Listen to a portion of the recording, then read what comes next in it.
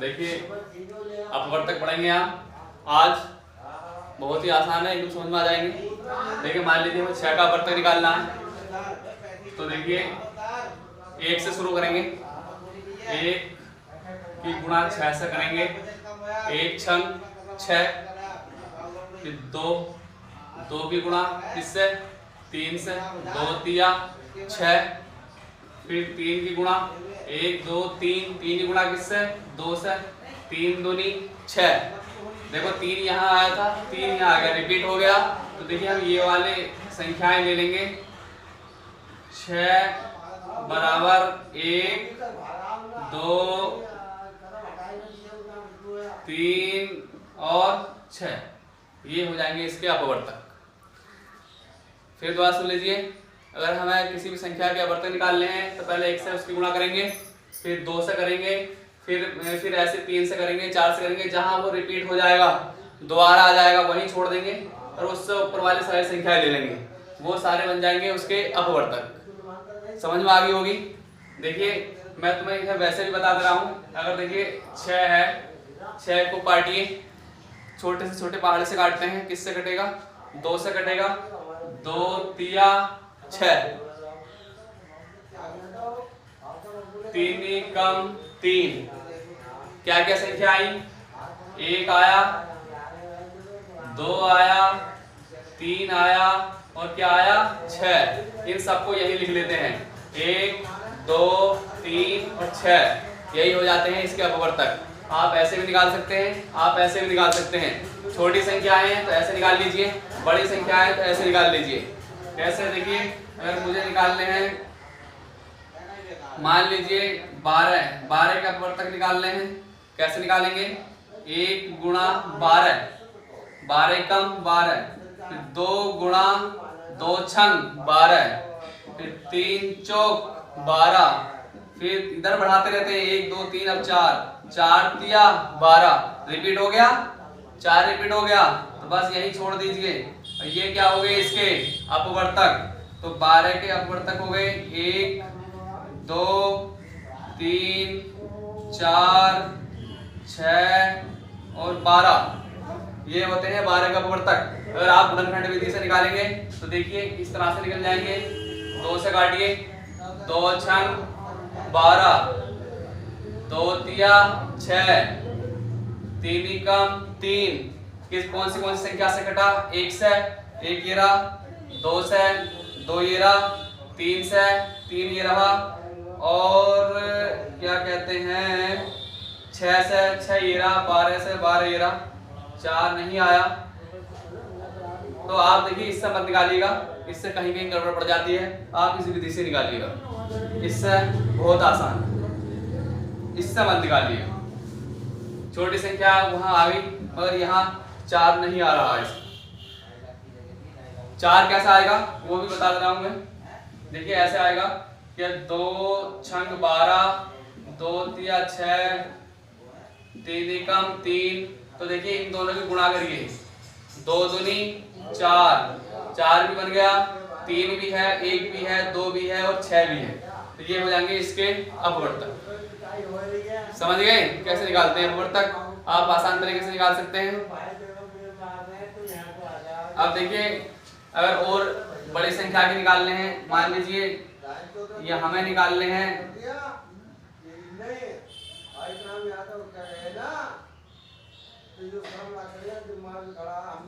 देखिए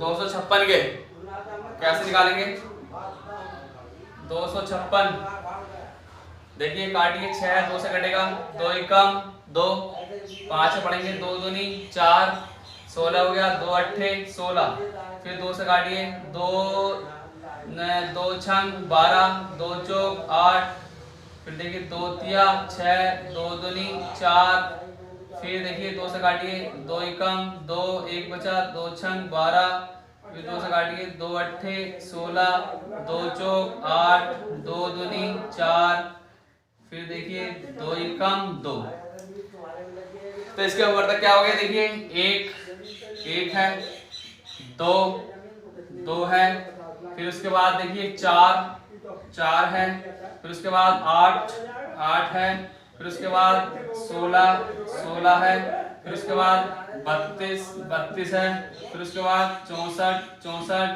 फिर इसके बाद 128 और फिर उसके बाद 256। ये इसके अपवर्तक हो गए।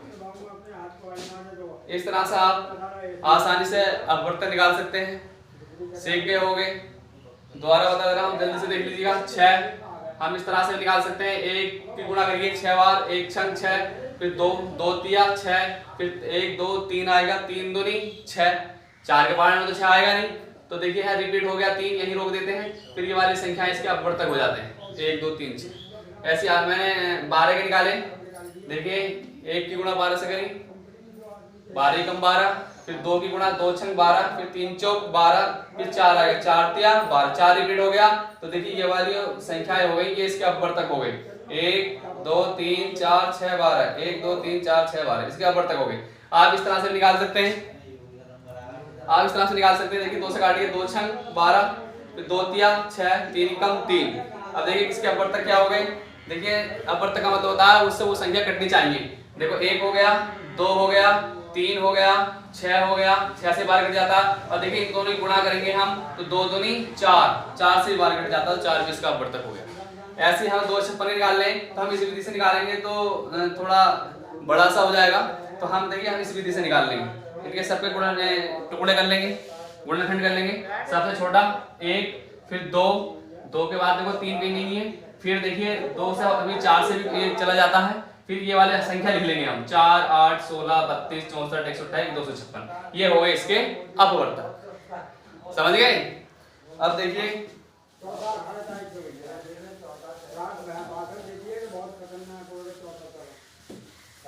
अब बताता हूं मैं तुम्हें अपवर्तीय।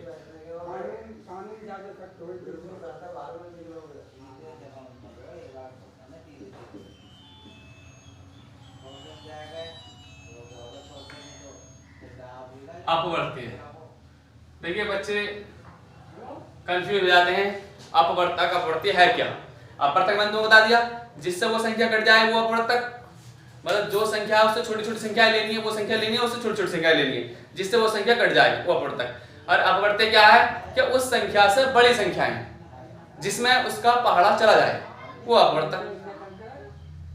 अपवर्तक जिससे वो संख्याएं जिन संख्याओं से वो संख्या कट जाती है, जिन संख्याओं का उस संख्या में भाग चला जाता है, वो होते हैं अपवर्तक। और अपवर्त्य क्या होता है, जो संख्याएं उस संख्या से कट जा। जैसे कि हमें लिखने हैं 6 के अपवर्तीय, तो इसका मतलब है कि 6 से जिन संख्याओं में भाग चला जाता है वो सब 6 के अपवर्तीय होते हैं। 6 का भाग किसमें चला जाता है, 6 में चला जाता है, 6 कम 6 12 में चला जाता है, 6 दूनी 12, 6 तिया 18, 6 चौक 24, 6 पंजे 30, 6 चंग 36 डॉट आगे तक जिन संख्याओं में भी 6 का भाग चला जाता है वो 6 की अपवर्त्य कहलाती है। सिंपल सी बात है। मान लीजिए 8 के अपवर्त्य लिखने हैं तो 8 ही कम 8, 8 दूनी 16, 8 तिया 24, 8 चौक 32, 8 पंजे 40, 8 छह 48, 8 सत्ते 56 डॉट। ये क्या हो गए सब 8 के अपवर्त्य हो गए। समझ गए। अपवर्त्य उस संख्या से आगे की संख्याएं शुरू होती हैं और अपवर्तक उस संख्या से पीछे वाली संख्याएं जिनमें उनका भाग चला जाए, जिनसे वो संख्या कट जाए, वो होते हैं अपवर्तक। और अपवर्त्य उससे आगे वाली। ध्यान रखिएगा बिल्कुल, ये बात ध्यान रखने की है। जो अपवर्त्य लिखने हैं तो उससे आगे शुरू करो और अपवर्तक लिखने हैं तो उससे पीछे वाली संख्या। समझ गए होगे। 2 एग्जाम्पल समझ गए होगे क्या होता है अपवर्त्य, उस संख्या से आगे वाली संख्याएं जो कट जाएं। देखो 6 के मैंने अपवर्त्य लिखे तो देखो 6 से 6 भी कट जाता है, 6 से 12 भी कट जाता है, 6 से 18 भी, 6 से 24 भी, 6 से 30 भी, 36 भी, और ऐसे ही आगे। समझ गए। अब देखिए अब आता है समापवर्ती। अपवर्तक आप समझ गए, अपवर्ती आप समझ गए, अब समापवर्ती। समापवर्ती क्या है? समापवर्ती मान लीजिए हमें 3 और 4 का समापवर्त्य लिखना। 3 और 4 के समापवर्त्य कैसे लिखेंगे? पहले आप 3 का और 4 के अपवर्त्य लिखिए। क्या लिखिए? 3 और 4 के अपवर्त्य। 3 के 4 के अपवर्त्य क्या होंगे भाई? 3 से शुरू करिए। 3 एकम 3, 3 दूनी 6, 3 तिया 9, 3 चौक 12, 3 पंजे 15, 3 छंग 18 डॉट डॉट डॉट। 4 के अपवर्त्य क्या होंगे? 4 एकम 4, 4 दूनी 8, 4 तिया 12, 4 चौक 16, 4 पंजे 20, 4 छंग 24, 4 सत्ते 28 डॉट डॉट डॉट। अब हमें निकालना है समावर्तीय।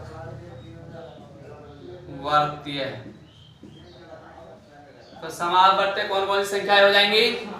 जो दोनों की कॉमन संख्याएं होंगी। क्या है कॉमन दोनों में? देख लीजिएगा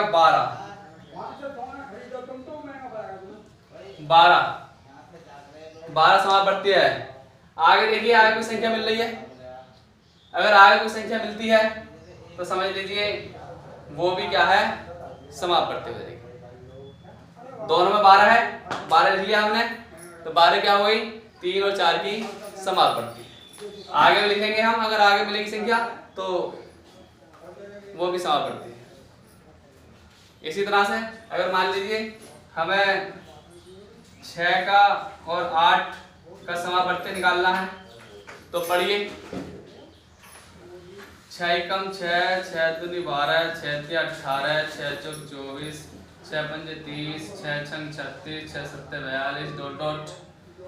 और 8 का 8 एकम 8, 8 दूनी 16, 8 तिया 24, 8 चौक 32, 8 पंजे 40, 8 छंग 48 डॉट डॉट डॉट। अब देखिए इसमें क्या मिल रहा है? इसमें मिल रहा है देखिए 24 यहाँ, आगे नहीं मिल रहा। तो देखिए 6 सत्ते 42, आगे संख्या वो लिख लीजिए 6 अट्ठे 48 डॉट डॉट डॉट।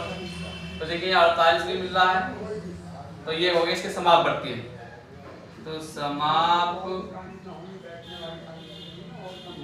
हो गए 24 और 48। और आगे संख्याएं आएंगी, अगर वो मिलती है दोनों में तो वो होती है समावर्ती। समझ गए हो गए? अपवर्तक, अपवर्तीय और समावर्तीय। अपवर्तक जिन संख्याओं से वो संख्या विभाजित हो जा वो अपवर्तक, और अपवर्तीय अपवर्त्य की संख्या भी लिखने हैं तो उस संख्या से जो आगे वाली संख्याएं आती हैं जो उससे विभाजित हो जाती हैं वो अपवर्त्य कहलाती हैं। तो समावर्तीय हम दो संख्याओं के अपवर्त्य लिखेंगे, उनमें जो कॉमन संख्याएं होती हैं वो उसकी समावर्तीय संख्याएं होती हैं। आज के लिए इतना ही। मैं आपको होमवर्क दूंगा करने के लिए, आप अपवर्तक, अपवर्त्य और समावर्त्य निकालिएगा। Thank you.